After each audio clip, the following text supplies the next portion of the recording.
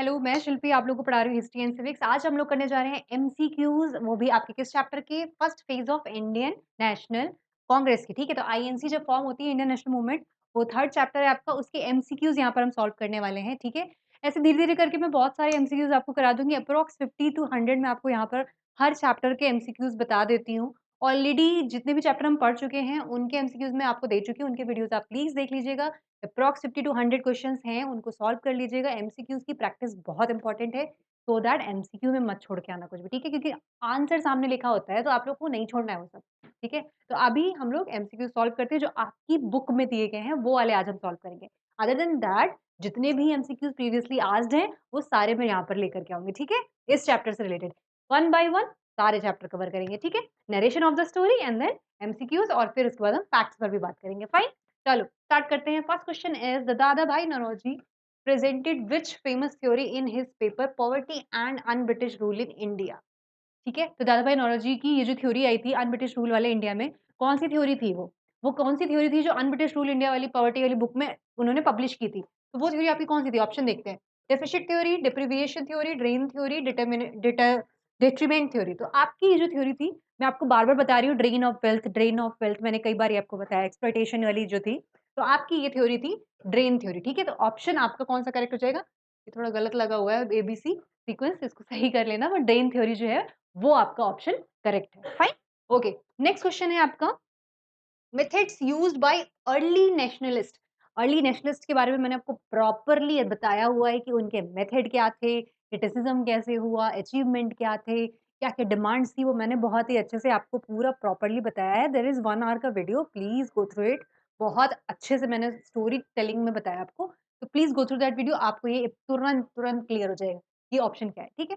Okay, तो option क्या है? Assertive in their approach, constitutional with in the framework of law, non-violent but uncooperative to authority, assertive in approach but within the framework of law।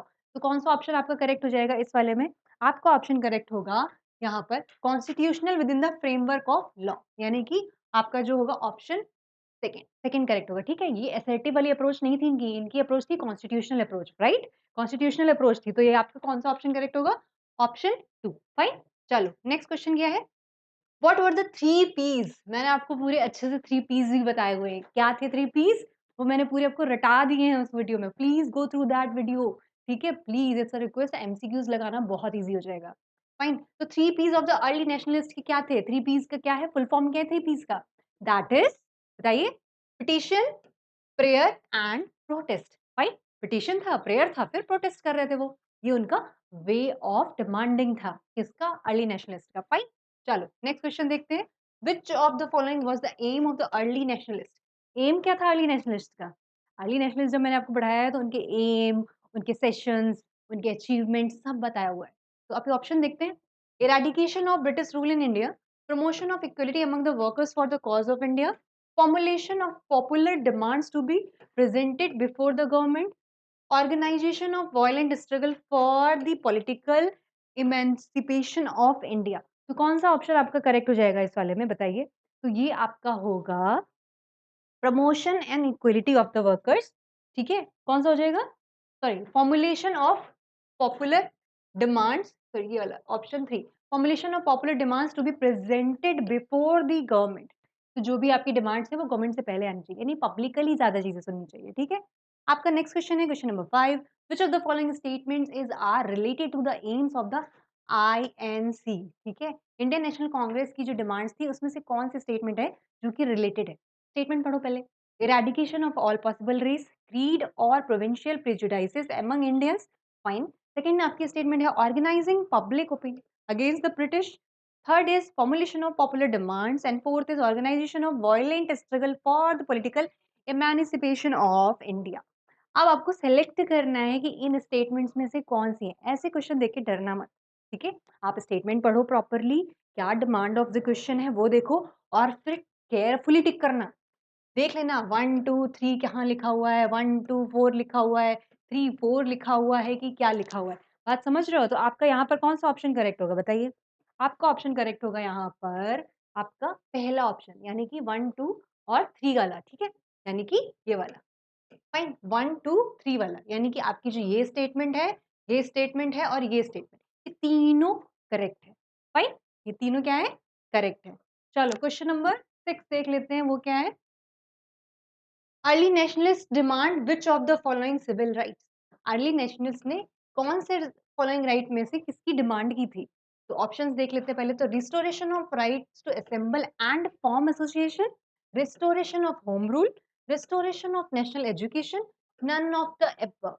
Actually इनकी जो demand थी वो थी हमारी option number 1, restoration of right to assemble and form association. ये इनकी क्या थी? इनकी डिमांड थी, ठीक है? तो इनकी ये राइट वाली डिमांड थी और ये हमारा ऑप्शन कौन सा करेक्ट है? ऑप्शन 1। ओके, क्वेश्चन नंबर 7 देख लेते हैं, क्या है? Which of the following was a demand of the early nationalist? एक और डिमांड बतानी है कि कौन सी थी हमारी अर्ली नेशनलिस्ट की डिमांड थी। ऑप्शंस देख लेते हैं, reduction in taxes and increase in government expenditure, a larger share of Indians in the governance of the country, complete fusion of legislature and executive, नहीं एक्सपेंशन चाहिए था इनको, employment of Indians at all post in the administrative service, नहीं, इनको higher वाली post पे चाहिए था। तो आपका जो ऑप्शन करेक्ट होगा वो ये होगा, a larger share of Indians in the governance of the country. इनको चाहिए था कि जो इंडियंस हैं वो ज़्यादा हो गवर्नमेंट में, ठीक है? Please go through the lecture, सारी चीज़ें डिटेल में बता चुकी हूँ मैं। देखते ही आप टिक कर लोगे, ठीक है? Please go through the lecture.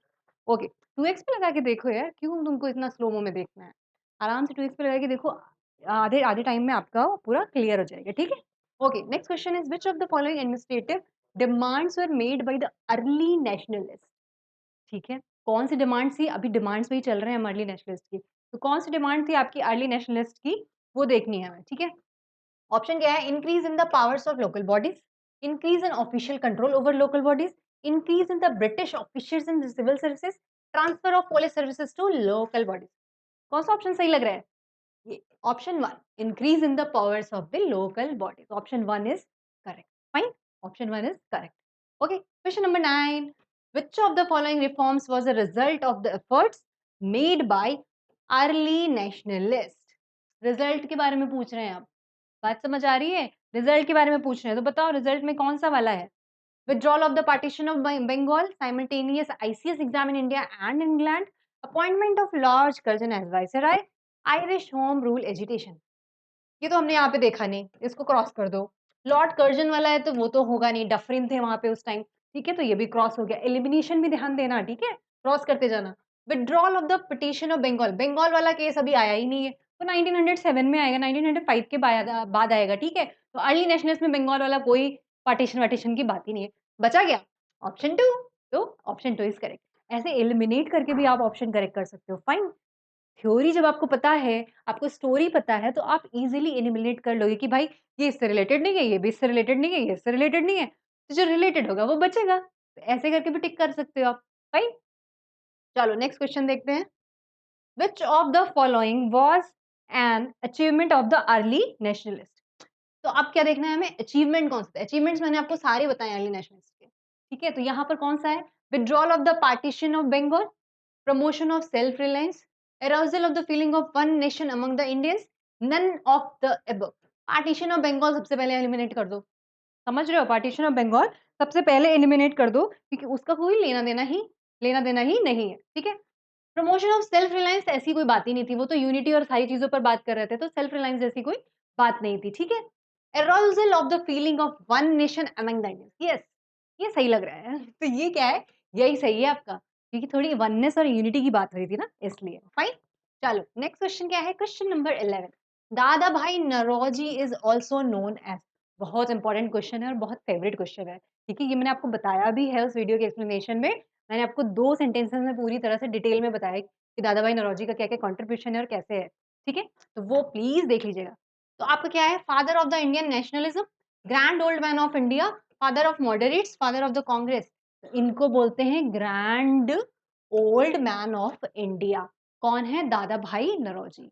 याद कर लीजिए, जो दादा भाई जैसे दिखते हैं ना, दादा भी हैं, भाई भी हैं, वो क्या है? Grand old man of India है, फाइन? चलो question number 12, this is the second last question I think. इसके ऑप्शंस ठीक से दिए नहीं हैं, कुछ मिसप्रिंट है। चलो विल सी क्या है, क्वेश्चन देख लेते हैं।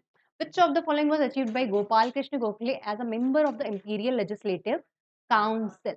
गोपाल कृष्ण गोखले के बारे में जब हमने पढ़ा है, तो हमने यहाँ पर देखा है कि उन्होंने क्या-क्या चीज़ें करी हैं। तो उन्होंने क्या किया reduction in land revenue, abolition of salt tax, primary education made compulsory, reduction in toll tax.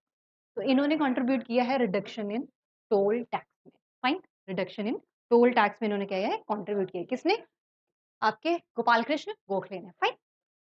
Chalo. Next and last question of this video is the early nationalists initially believed that the British wanted to be just India, but were unaware of the real state of affairs.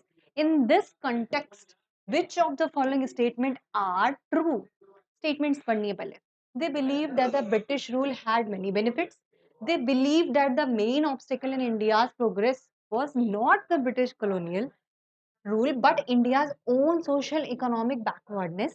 They provided elaborate statistical data to prove that the British rule was responsible for India's poverty. तो early nationalist का believe क्या था वो देखना है बस 2 minute early nationalist का believe क्या है वो देखना है यहाँ पे तो स्टेटमेंट आप पढ़ लो they believe that the British rule had many benefits they believe that the main obstacles in India's progress was not the British colonial and उसके बाद क्या था they provided elaborate statistical data जो आपको डिफाइन करता है तो इसमें से कौन सी स्टेटमेंट आपकी करेक्ट है मुझे तो तीनों सही लग रही है आप बताओ कौन सी सही है हाँ, तो आपकी सही होगी दे believe that the British rule had many benefits yes उनको लगता था कि ब्रिटिशर्स की जो गवर्नमेंट है जो रोल का प्रोसीजर है जो प्रोटोकॉल दैट इज नाइस हमें भी फॉलो करना चाहिए ठीक है first one was correct yes they believe that the main obstacle in India is progress में जो ऑब्स्टेकल है वो क्या है बैकवर्डनेस ऑफ इंडिया है ये भी मैंने आपको एक्सप्लेनेशन में बताया हुआ है तो उनको लगता था कि बैकवर्डनेस जो इंडिया की है वो आपका ऑब्स्टेकल है तो आपकी statement second is also correct तो आपका कौन सा ऑप्शन करेक्ट हो जाएगा यहाँ पे